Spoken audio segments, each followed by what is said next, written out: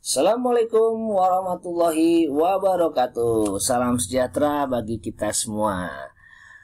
Oke adik-adik, apa kabar kalian? Kita jumpa lagi dengan Kak Iman di channel 102 Hz FM, stasiun pelajar berprestasi. Oke, pertama-tama kakak ucapkan kalian selamat sudah naik di kelas 12 SMA Putih Abu-Abu. Dan semoga kalian selalu dalam keadaan sehat walafiat. Amin. Baik adik-adik, pada hari ini Kak Iman akan menerangkan materi tentang bab 1 di kelas 10, yaitu tentang gelombang. Oke, yang pertama kita lihat langsung. Nah, tentang gejala gelombang. Adik-adik, gelombang itu bisa terbentuk ya apabila itu adanya sumber ya yang berupa getaran adik-adik. Jadi gelombang itu terbentuk kalau ada sumber yang berupa getaran. Oke. Nah, yang kedua, gelombang itu ada jenis-jenisnya adik-adik. Jadi gelombang itu mempunyai jenis juga. Apa itu jenis-jenisnya? Itu kita bagi 3. Yaitu yang pertama berdasarkan arah adik-adik. Jadi ada berdasarkan arahnya. Arah apa? Tentu arah rambat dan arah getar. Oke. Nah, berdasarkan arah rambat dan arah getar, gelombang dibagi menjadi 2. Yang pertama adalah gelombang transversal. Nah, ini. Apa itu gelombang transversal? Yaitu gelombang yang arah rambatnya. Nah, ini arah rambatnya. Nah, kata kuncinya adalah tegak lurus. Nah, dengan apa? Tentu dengan arah getarnya. Oke. Di mana contoh-contoh gelombang transversal adalah gelombang air, tali, dan gelombang cahaya. Nah, yang kedua, berdasarkan arah dan rambat getar, gelombang itu dinamakan gelombang longitudinal. Tadi transversal, sekarang longitudinal. Apa itu longitudinal? Yaitu gelombang yang arah rambatnya, nah ini sejajar. Nah, jadi kebalikan dari kalau si transversal itu tegak lurus, longitudinal itu sejajar, tentu dengan arah getarnya. Nah, contoh-contoh daripada gelombang longitudinal adalah gelombang pegas dan gelombang bunyi. Oke. Nah, jenis yang kedua kita bisa bedakan berdasarkan mediumnya adik-adik. Apa itu medium? Adalah wadahnya. Oke. Dibagi menjadi 2, yaitu gelombang mekanik. Nah, apa itu gelombang mekanik? Yaitu gelombang yang, nah ini kata kunci juga, membutuhkan media tentunya dalam merambat. Contoh-contohnya adalah gelombang bunyi dan gelombang tali. Ya, baik. Jadi, nah, yang kedua berdasarkan mediumnya, kalau gelombang mekanik itu membutuhkan media, sedangkan ada juga gelombang yang tidak membutuhkan media dalam merambatnya. Nah, itulah yang disebut dengan gelombang elektromagnetik. Jadi, gelombang elektromagnetik adalah gelombang yang tidak, nah, kata-kata tidak memerlukan medium atau media dalam merambat. Oke, contohnya gelombang radio dan sinar X. Ronsen itu biasanya tuh. Nah, berdasarkan jenisnya yang ketiga dilihat dari amplitudenya. Oke, yaitu gelombang dibagi menjadi 2, yaitu gelombang berjalan, oke, yaitu gelombang yang amplitudenya itu selalu tetap, tidak berubah-ubah. Yang kedua namanya gelombang stasioner. Stasioner ini gelombang yang amplitudenya berubah tapi sesuai dengan posisinya. Misalkan posisinya di atas, amplitudenya berbeda, di bawah semua berbeda, daripada posisinya gelombang tersebut. Nah, yang ketiga, gelombang juga mempunyai besaran-besaran. Nah, besaran-besaran kita kenal, yang wajib kita kenal, itu istilahnya namanya frekuensi, periode, panjang gelombang atau lambda, cepat rambat atau V, dan amplitudo. Oke adik-adik, gampang ya teori ini. Kamu nanti ulang-ulang aja. Oke. Nah, sekarang kita lihat gambar. Nah, Ini adalah komponen-komponen gelombang. Yang pertama, komponen gelombang daripada gelombang transversal. Nah, apa sih yang kita ketahui dari gelombang transversal ini? Gitu kan? Oke, nah kita lihat bahwa gelombang transversal ini, tadi apa definisinya? Betul, gelombang transversal adalah gelombang yang arah getarnya tegak lurus dengan arah rambatannya. Oke, ini arah rambatannya, ini arah getarannya. Maka dia selalu tegak lurus. Oke adik-adik, ngerti ya maksud tegak lurus tadi ya? Ini arahnya, ini arah getarnya, ini arah rambatnya. Nah, gambar daripada gelombang transversal, komponen-komponennya atau isinya gitu, apa aja sih gitu. Oke, kita lihat. Jadi kalau dari A sampai C itu dinamakan bukit adik-adik. Nah, di sini ada keterangannya nanti ya. Oke. Ini dari A sampai C itu namanya bukit. Oke. E ke G juga bukit. Tentunya C ke E namanya lembah. G sampai I itu namanya juga lembah. Oke.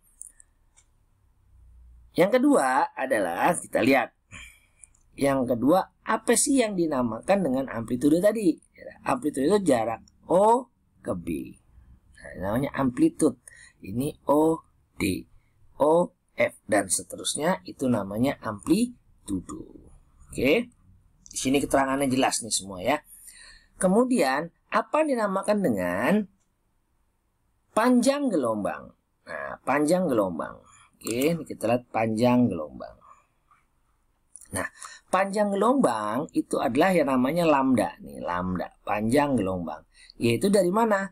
Dari A ke E atau dari E ke I. Itu yang namanya panjang satu gelombang. Nah, jadi panjang satu gelombang itu terdiri dari apa?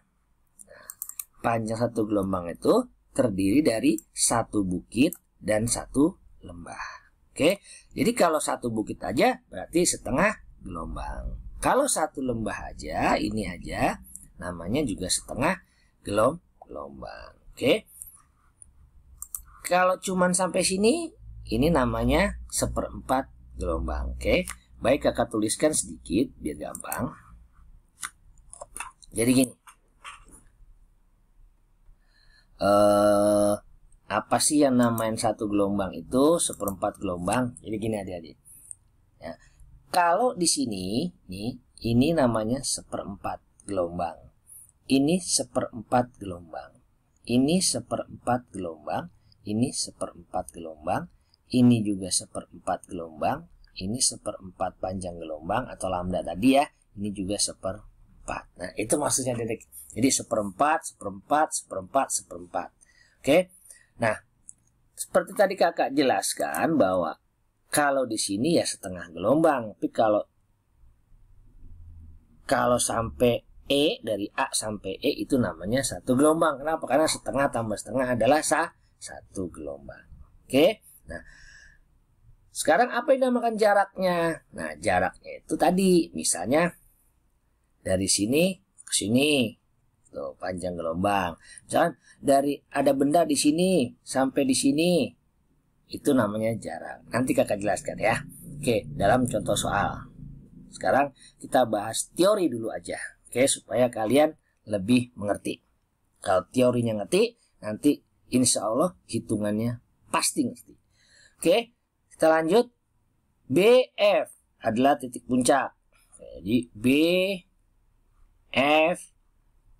itu titik puncak. H itu titik lembah. D juga titik lembah. Oke, inilah komponen-komponen pada gelombang transversal.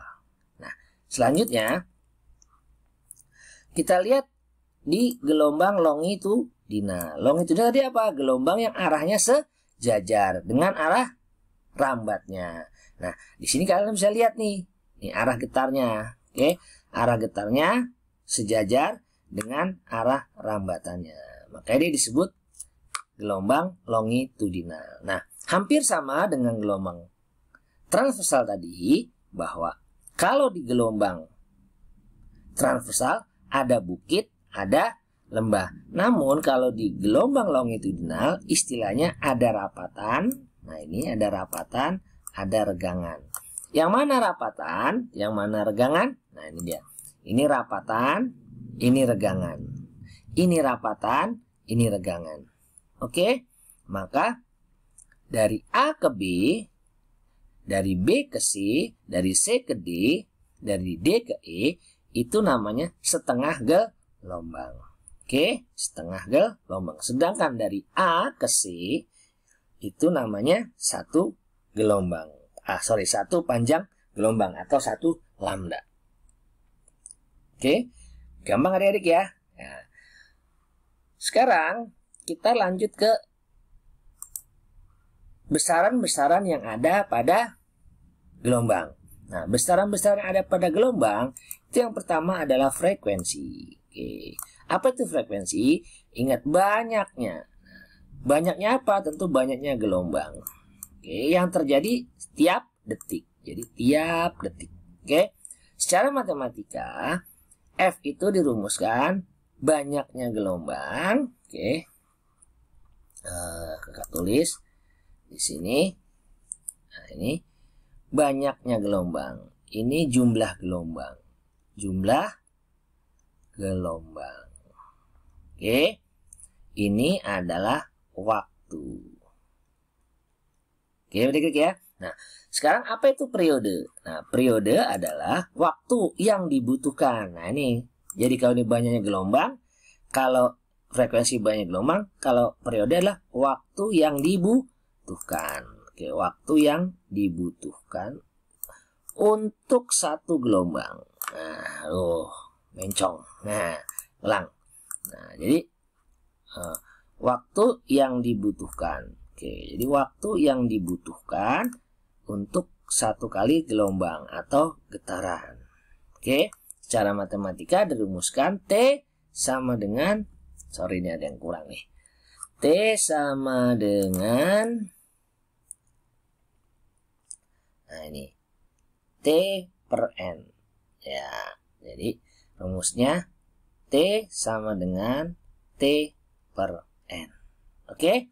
Nah, kemudian cepat rambat gelombang yang ketiga. Cepat rambat gelombang itu panjang satu gelombang atau jarak yang ditempuh untuk satu kali gelombang. Oke, jadi hanya untuk satu kali gelombang. Dirumuskan V sama dengan lambda F atau sama dengan lambda kali F. Nah, hubungan antara F dan T atau frekuensi dalam periode dituliskan seperti ini. F sama dengan 1 per T, T sama dengan 1 per F. Oke, maksudnya apa adik-adik? Jadi begini maksudnya. Oke, biar kalian ngerti ya. Jadi maksudnya itu seperti ini. Oke. Nah, ini. Misalnya, adik kan F itu rumusnya adalah N per T. Oke, sorry T kecil ya, N per T. Oke, N per T. Oke, sedangkan T adalah T per N. Nah, gitu adik-adik. Dibalik. Nah, maka hubungannya adalah F sama dengan 1 per T, T sama dengan 1 per F. Seperti ini juga rumusnya sama. Jadi kalau adik-adik pakai T, maka lambdanya dibagi T. Kalau adik-adik pakai F, maka lambdanya dikalikan dengan F untuk cari cepat rambat gelombang. Nah, kira-kira sampai di sini dulu bahasan dari Kak Iman tentang gelombang. Oke. Nah, besok kakak akan lanjutkan dengan contoh-contoh soal, contoh-contoh perhitungan, sehingga kalian lebih mengerti. Oke, nah untuk itu kakak harapkan kalian ulang-ulang dulu di video pertama ini, pengertian-pengertiannya, teorinya. Nanti di materi selanjutnya kakak akan kasih contoh-contoh soal sesuai dengan rumus-rumus atau teori-teori yang sudah tadi kakak berikan. Oke, kiranya sampai sini dulu materi dari kakak. Jangan lupa tekan tombol subscribe-nya, like, and share. Sampai jumpa. Assalamualaikum warahmatullahi wabarakatuh. Dadah.